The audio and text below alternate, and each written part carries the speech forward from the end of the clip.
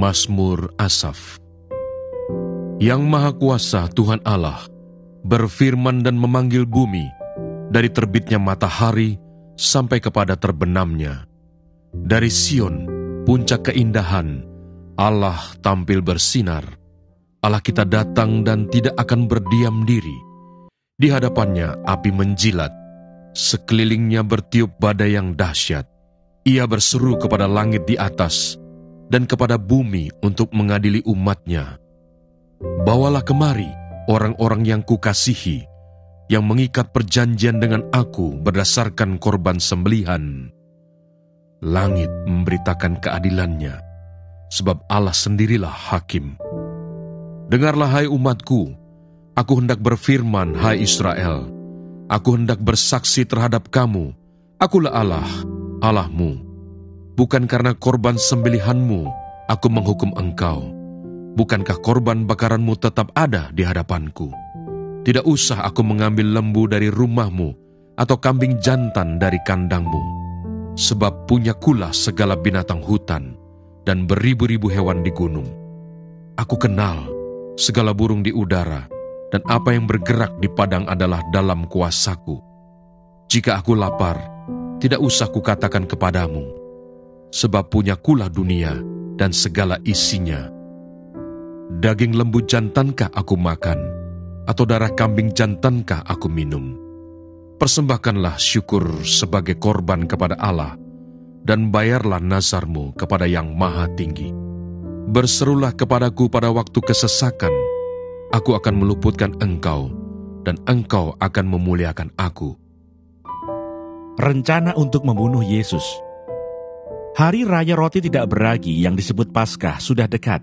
Imam-imam kepala dan ahli-ahli Taurat mencari jalan bagaimana mereka dapat membunuh Yesus, sebab mereka takut kepada orang banyak. Yudas mengkhianati Yesus. Maka masuklah iblis ke dalam Yudas yang bernama Iskariot, seorang dari ke-12 murid itu.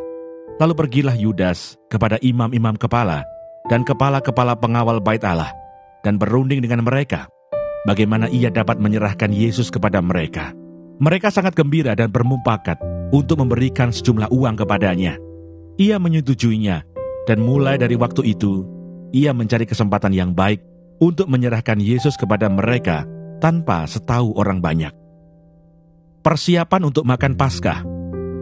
Maka tibalah hari Raya Roti Tidak Beragi, yaitu hari di mana orang harus menyembelih domba Paskah. Lalu Yesus menyuruh Petrus dan Yohanes katanya, "Pergilah, persiapkanlah perjamuan Paskah bagi kita, supaya kita makan." Kata mereka kepadanya, "Di manakah engkau kehendaki kami mempersiapkannya?" Jawabnya, "Apabila kamu masuk ke dalam kota, kamu akan bertemu dengan seorang yang membawa kendi berisi air. Ikutilah dia ke dalam rumah yang dimasukinya, dan katakanlah kepada tuan rumah itu, 'Guru bertanya kepadamu, di manakah ruangan tempat aku bersama-sama dengan murid-muridku akan makan Paskah?' Lalu orang itu akan menunjukkan kepadamu sebuah ruangan atas yang besar yang sudah lengkap. Disitulah kamu harus mempersiapkannya." Maka berangkatlah mereka, dan mereka mendapati semua seperti yang dikatakan Yesus kepada mereka. Lalu mereka mempersiapkan Paskah. Penetapan perjamuan malam. Ketika tiba saatnya, Yesus duduk makan bersama-sama dengan rasul-rasulnya. Katanya kepada mereka, "Aku sangat rindu makan Paskah ini bersama-sama dengan kamu sebelum aku menderita. Sebab aku berkata kepadamu, aku tidak akan memakannya lagi sampai ia beroleh kegenapannya dalam kerajaan Allah." Kemudian ia mengambil sebuah cawan, mengucap syukur, lalu berkata, "Ambillah ini dan bagikanlah di antara kamu. Sebab aku berkata kepada kamu, mulai dari sekarang ini, aku tidak akan minum lagi hasil pokok anggur sampai kerajaan Allah telah datang." Lalu ia mengambil roti, mengucap syukur, memecah-mecahkannya, dan memberikannya kepada mereka katanya, "Inilah tubuhku yang diserahkan bagi kamu. Perbuatlah ini menjadi peringatan akan aku." Demikian juga dibuatnya dengan cawan sesudah makan. Ia berkata, "Cawan ini adalah perjanjian baru oleh darahku, yang ditumpahkan bagi kamu. Tetapi lihat, tangan orang yang menyerahkan aku ada bersama dengan aku di meja ini. Sebab Anak Manusia memang akan pergi seperti yang telah ditetapkan Akan tetapi celakalah orang yang olehnya ia diserahkan. Lalu mulailah mereka mempersoalkan siapa di antara mereka yang akan berbuat demikian. Percakapan waktu perjamuan malam. Terjadilah juga pertengkaran di antara murid-murid Yesus. Siapakah yang dapat dianggap terbesar di antara mereka? Yesus berkata kepada mereka, raja-raja bangsa-bangsa memerintah rakyat mereka, dan orang-orang yang menjalankan kuasa atas mereka disebut pelindung-pelindung. Tetapi kamu tidaklah demikian, melainkan yang terbesar di antara kamu hendaklah menjadi sebagai yang paling muda, dan pemimpin sebagai pelayan. Sebab siapakah yang lebih besar, yang duduk makan atau yang melayani? Bukankah dia yang duduk makan? Tetapi aku ada di tengah-tengah kamu sebagai pelayan. Kamulah yang tetap tinggal bersama-sama dengan aku dalam segala pencobaan yang aku alami. Dan aku menentukan hak-hak kerajaan bagi kamu, sama seperti Bapakku menentukannya bagiku. Bahwa kamu akan makan dan minum semeja dengan aku di dalam kerajaanku, dan kamu akan duduk di atas tahta untuk menghakimi kedua belah suku Israel. Simon, Simon, lihat, iblis telah menuntut untuk menampi kamu seperti gandum. Tetapi aku telah berdoa untuk engkau, supaya imanmu jangan gugur. Dan engkau, jikalau engkau sudah insaf, kuatkanlah saudara-saudaramu. Jawab Petrus, Tuhan, aku bersedia masuk penjara dan mati bersama-sama dengan engkau. Tetapi Yesus berkata, aku berkata kepadamu Petrus, hari ini ayam tidak akan berkokok sebelum engkau 3 kali menyangkal bahwa engkau mengenal aku.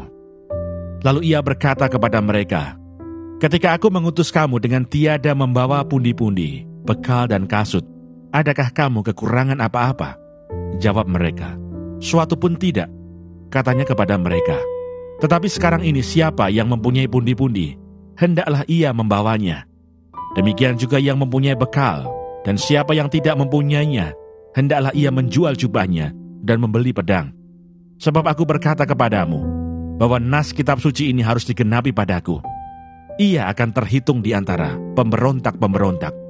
Sebab apa yang tertulis tentang aku sedang digenapi, kata mereka. Tuhan, ini 2 pedang, jawabnya, sudah cukup. Yosua pasal 3. Menyeberangi sungai Yordan. Yosua bangun pagi-pagi, lalu ia dan semua orang Israel berangkat dari Sitim, dan sampailah mereka ke sungai Yordan. Maka bermalamlah mereka di sana sebelum menyeberang. Setelah lewat 3 hari, para pengatur pasukan menjalani seluruh perkemahan dan memberi perintah kepada bangsa itu, katanya, segera sesudah kamu melihat tabut perjanjian Tuhan Allahmu yang diangkat para imam, yang memang suku Lewi, maka kamu harus juga berangkat dari tempatmu dan mengikutinya. Hanya antara kamu dan tabut itu harus ada jarak, kira-kira 2.000 hasta panjangnya. Janganlah mendekatinya. Maksudnya supaya kamu mengetahui jalan yang harus kamu tempuh, sebab jalan itu belum pernah kamu lalui dahulu. Berkatalah Yosua kepada bangsa itu, kuduskanlah dirimu, sebab besok Tuhan akan melakukan perbuatan yang ajaib di antara kamu. Dan kepada para imam itu Yosua berkata demikian, angkatlah tabut perjanjian dan menyeberanglah di depan bangsa itu. Maka mereka mengangkat tabut perjanjian dan berjalan di depan bangsa itu. Dan Tuhan berfirman kepada Yosua, pada hari inilah aku mulai membesarkan namamu di mata seluruh orang Israel, supaya mereka tahu bahwa seperti dahulu aku menyertai Musa, demikianlah aku akan menyertai engkau. Maka kau perintahkanlah kepada para imam pengangkat tabut perjanjian itu demikian. Setelah kamu sampai ke tepi air sungai Yordan, haruslah kamu tetap berdiri di sungai Yordan itu. Lalu berkatalah Yosua kepada orang Israel, datanglah dekat dan dengarkanlah firman Tuhan Allahmu. Lagi kata Yosua, dari hal inilah akan kamu ketahui bahwa Allah yang hidup ada di tengah-tengah kamu, dan bahwa sungguh-sungguh akan dihalaunya orang Kanaan, orang Het, orang Hewi, orang Feris, orang Girgasi, orang Amori, dan orang Yebus itu dari depan kamu. Sesungguhnya tabut perjanjian Tuhan semesta bumi berjalan menyeberang di depan kamu. masuk ke sungai Yordan. Maka sekarang pilihlah 12 orang dari suku-suku Israel, seorang dari tiap-tiap suku. Segera sesudah kaki para imam pengangkat tabut Tuhan, Tuhan semesta bumi berhenti di dalam air sungai Yordan. Maka air sungai Yordan itu akan terputus. Air yang turun dari hulu akan berhenti mengalir menjadi bendungan. Ketika bangsa itu berangkat dari tempat perkemahan mereka untuk menyeberangi sungai Yordan, para imam pengangkat tabut perjanjian itu berjalan di depan bangsa itu. Segera sesudah para pengangkat tabut itu sampai ke sungai Yordan, dan para imam pengangkat tabut itu mencelupkan kakinya ke dalam air di tepi sungai itu. Sungai Yordan itu sebak sampai meluap sepanjang tepinya selama musim menuai. Maka berhentilah air itu mengalir. Air yang turun dari hulu melonjak menjadi bendungan, jauh sekali, di dekat Adam, kota yang terletak di sebelah Sartan. Sedang air yang turun ke Laut Araba itu, yakni Laut Asin, terputus sama sekali. Lalu menyeberanglah bangsa itu di tentangan Yeriko. Tetapi para imam, pengangkat tabut perjanjian Tuhan itu, tetap berdiri di tanah yang kering, di tengah-tengah sungai Yordan, sedang seluruh bangsa Israel menyeberang di tanah yang kering, sampai seluruh bangsa itu selesai menyeberangi sungai Yordan. Yosua pasal 4. Ke-12 batu peringatan. Setelah seluruh bangsa itu selesai menyeberangi sungai Yordan, berfirmanlah Tuhan kepada Yosua demikian: Pilihlah dari bangsa itu 12 orang, seorang dari tiap-tiap suku, dan perintahkanlah kepada mereka demikian: Angkatlah 12 batu dari sini, dari tengah-tengah sungai Yordan ini, dari tempat berjejak kaki para imam itu. Bawalah semuanya itu ke seberang, dan letakkanlah di tempat kamu akan bermalam nanti malam. Lalu Yosua memanggil ke-12 orang yang ditetapkannya dari orang Israel itu, seorang dari tiap-tiap suku, dan Yosua berkata kepada mereka, Menyeberanglah di depan tabut Tuhan Allahmu, ke tengah-tengah sungai Yordan, dan angkatlah masing-masing sebuah batu ke atas bahumu, menurut bilangan suku orang Israel, supaya ini menjadi tanda di tengah-tengah kamu. Jika anak-anakmu bertanya di kemudian hari, apakah artinya batu-batu ini bagi kamu? Maka haruslah kamu katakan kepada mereka, bahwa air sungai Yordan terputus di depan tabut perjanjian Tuhan. Ketika tabut itu menyeberangi sungai Yordan, air sungai Yordan itu terputus. Sebab itu batu-batu ini akan menjadi tanda peringatan bagi orang Israel untuk selama-lamanya. Maka orang Israel itu melakukan seperti yang diperintahkan Yosua. Mereka mengangkat 12 batu dari tengah-tengah sungai Yordan, seperti yang difirmankan Tuhan kepada Yosua, menurut jumlah suku Israel. Semuanya itu dibawa merekalah ke seberang, ke tempat bermalam, dan diletakkan di situ. Pula Yosua menegakkan 12 batu di tengah-tengah sungai Yordan itu, di tempat bekas berjejak kaki para imam pengangkat tabut perjanjian itu. Batu-batu itu masih ada di sana sampai sekarang. Para imam pengangkat tabut itu tinggal berdiri di tengah-tengah sungai Yordan, sampai selesai dilakukan segala yang diperintahkan Tuhan kepada Yosua untuk disampaikan kepada bangsa itu, sesuai dengan segala yang diperintahkan Musa kepada Yosua. Maka menyeberanglah bangsa itu dengan cepat-cepat.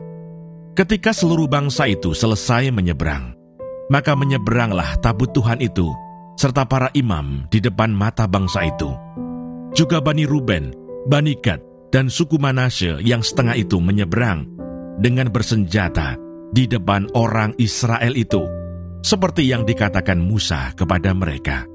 Kira-kira 40.000 orang yang siap untuk berperang menyeberang di hadapan Tuhan ke dataran Yeriko untuk berperang. Pada waktu itulah Tuhan membesarkan nama Yosua di mata seluruh orang Israel, sehingga mereka takut kepadanya, seperti mereka takut kepada Musa seumur hidupnya. Berfirmanlah Tuhan kepada Yosua demikian: Perintahkanlah para imam pengangkat tabut hukum Allah itu, supaya naik dari sungai Yordan. Maka Yosua memerintahkan kepada para imam itu demikian: keluarlah dari sungai Yordan. Ketika para imam pengangkat tabut perjanjian Tuhan itu keluar dari tengah-tengah sungai Yordan, dan baru saja kaki para imam itu dijejakkan di tanah yang kering, maka berbaliklah air sungai Yordan itu ke tempatnya dan mengalir seperti dahulu dengan meluap sepanjang tepinya. Bangsa itu telah keluar dari sungai Yordan pada tanggal 10 bulan pertama, dan mereka berkemah di Gilgal di batas timur Yeriko.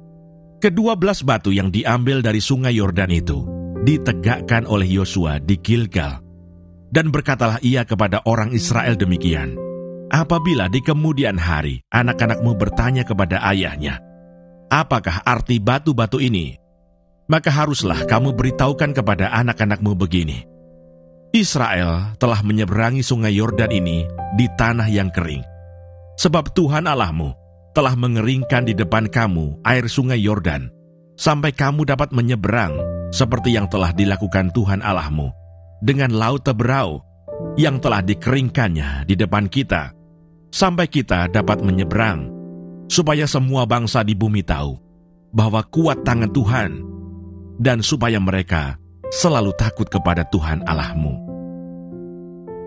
Hari Raya Paskah di Gilgal.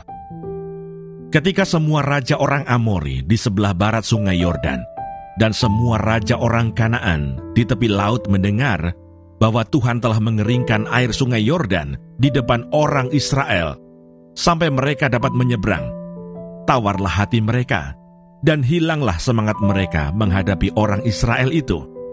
Pada waktu itu berfirmanlah Tuhan kepada Yosua, buatlah pisau dari batu, dan sunatlah lagi orang Israel itu untuk kedua kalinya.